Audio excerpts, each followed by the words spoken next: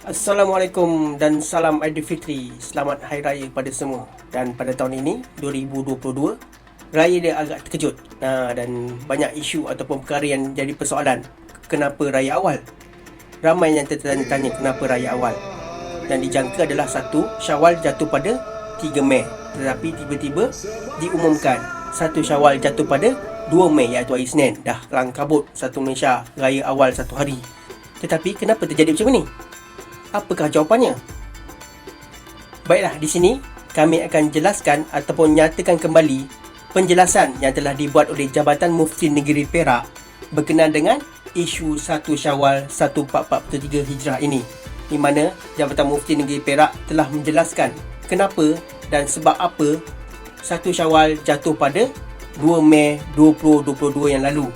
Dan kenyataan ini telah diwar-war di Facebook Jabatan Mufti Negeri Perak. Baiklah, kita akan tengok satu persatu.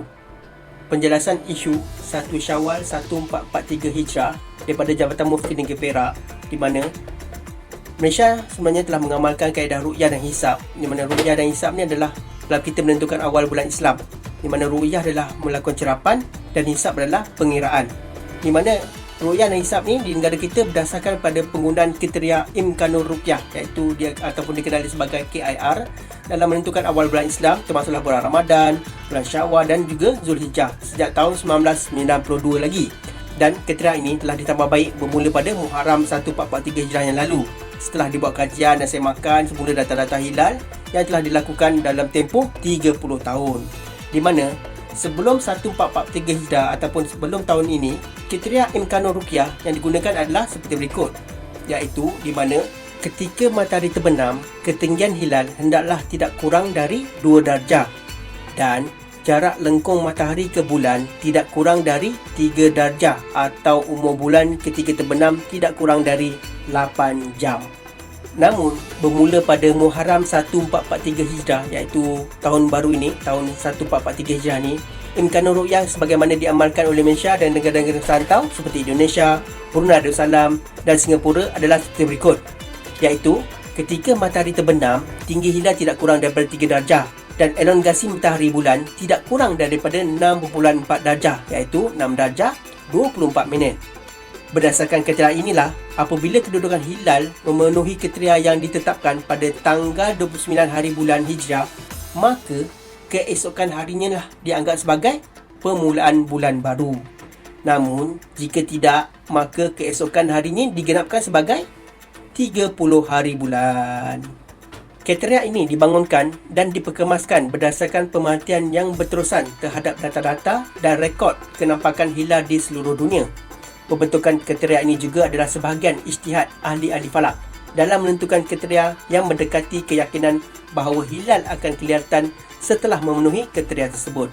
Ini adalah kaedah alternatif menurut ilmu falak dalam membentuk satu takwim hijriah yang sistematik dan saintifik serta tidak bertentangan dengan kehendak syarak, termasuklah dalam menentukan permulaan Ramadan dan Syawal.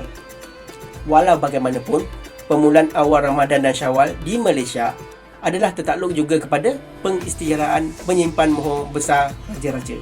Syarak telah menetapkan kaedah jelas dalam menentukan awal Ramadan dan awal Syawal. Kaedah utama yang dianjurkan sebagaimana nas Al-Quran dan hadis Nabi SAW adalah berdasarkan ru'yah. Hanya sahaja jika hilal tidak kelihatan disebabkan mendung atau berawan, maka dalam hal ini terdapat khilaf ulama dalam menerima hisab ahli-ahli falak untuk mengendapkan sahaja 30 hari. Kaedah ru'yah dan hisab dalam konteks di Malaysia. Baiklah, di dalam konteks di Malaysia, dengan kaedah ru'yah dan hisab adalah berdasarkan kepada kriteria Imkanul Ruqyah, iaitu KIR yang seperti dijelaskan sebelum ini, di mana penetapan 1 Syawal dibuat berdasarkan keputusan ru'yah hilal pada hari ke-29, walaupun ia nanti berada dalam bawah kriteria yang ditetapkan. Namun jika hilal tidak kelihatan, maka keputusan akan dibuat berdasarkan hasil hisab hilal. Ini berdasarkan daripada dalil-dalil berikut, iaitu daripada firman Allah Subhanahu Wa Taala dalam surah Al-Baqarah ayat 185 yang bermaksud, barang siapa antara kamu yang menyaksikan anak bulan ataupun yang mengetahuinya, maka hendaklah ia berpuasa bulan itu. Begitu juga dengan dalil berikutnya daripada hadis Nabi SAW yang bermaksud, janganlah kalian berpuasa sehingga melihat hilal, jangan pula kalian berbuka sehingga melihatnya, jika kalian terhalang oleh awan, maka takdirkanlah. Daripada riwayat Al-Bukhari. Ini bermakna apabila telah jelas kelihatan hilal walaupun di luar kriteria imkanur ruqyah oleh saksi yang adil, maka pemerintah bertanggungjawab menyiasat dan membuat keputusan sama ada menerima atau menolak kesaksian tersebut. Seterusnya adalah penerangan berkenaan dengan data hilal Syawal 1443 Hijrah dan berdasarkan daripada hasil hisap di Malaysia. Data hisap pada 29 Ramadan di Tanjung Cincin yang terletak di Kedah merupakan satu titik rujukan paling barat di Malaysia yang dijadikan sebagai titik rujukan adalah seperti berikut. Di mana yang pertamanya, ketinggian hilal 5 darjah 27 minit dan elongasi hilal adalah 5 darjah 57 minit. Merujuk pada data ini, hilal tidak memenuhi syarat ketinggian iaitu 3 darjah. Namun, ia tidak memenuhi syarat elongasi iaitu perlu tidak kurang daripada 6 darjah 24 minit. Ini bermakna sudut elongasi hilal hanya kurang 27 minit berbanding kriteria imkanur ruqyah iaitu KRR pada 29 Ramadan.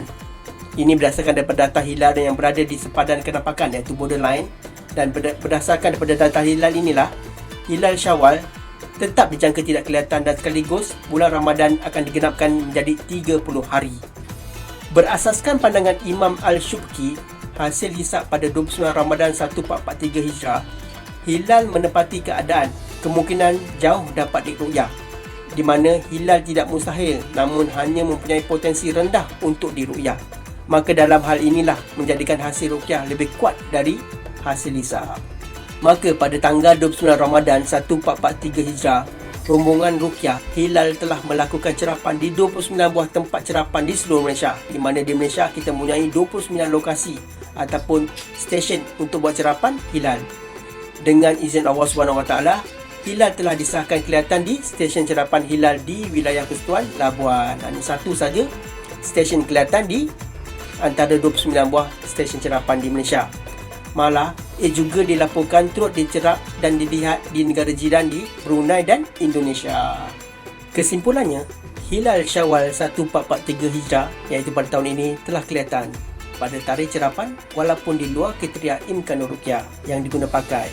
Maka 1 Syawal 1443 Hijrah telah ditetapkan pada 2 Mei 2022 iaitu Isnin sebagaimana pengisytiharan penyimpan Muhur Besar Raja-Raja. Sekian saja penjelasan isu berkenaan dengan 1 Syawal 1443 pada tahun ini. Sekian saja yang dapat dikongsi dan terima kasih kepada Jabatan Mufti Negeri Perak di atas penjelasan yang agak jelas lebih memahami isu-isu ataupun perkara-perkara berkenaan dengan ilmu falak ini. Selamat menyambut Aidilfitri. Semoga Allah menerima segala amal baik kita. Sekian. Terima kasih.